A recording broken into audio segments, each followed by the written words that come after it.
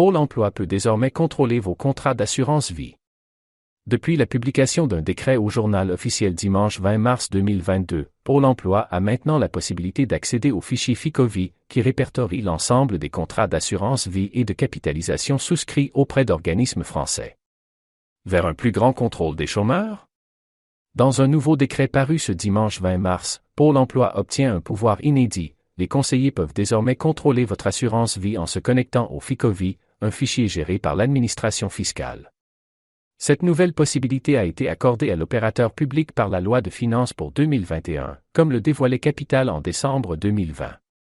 Cette mesure, censée contrôler davantage les chômeurs et ainsi renforcer la lutte contre la fraude sociale, permet à l'opérateur public d'obtenir rapidement les éléments utiles à la détection de situations frauduleuses et de prendre plus efficacement les mesures conservatoires utiles pour assurer un meilleur recouvrement des sommes dues, détaille le gouvernement dans son amendement mettant en place cette nouvelle mesure.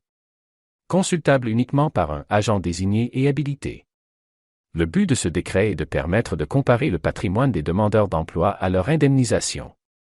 Ainsi, Pôle emploi peut vérifier notamment la cohérence des ressources déclarées par les titulaires de l'allocation de solidarité spécifique, ASS, minimum social versé pour le compte de l'État aux demandeurs d'emploi arrivés en fin de droit, soulignait la Cour des comptes, dans un rapport sur la fraude aux prestations sociales publié en septembre 2020.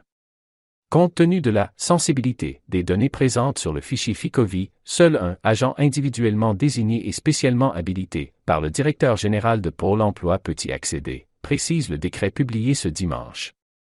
À noter qu'un prochain décret pourrait étendre à nouveau les prérogatives de l'Agence pour l'emploi, en lui permettant de contrôler l'authenticité des documents fournis par les allocataires auprès d'entités privées telles que les fournisseurs d'énergie et les opérateurs téléphoniques, d'après le média Moneyvox.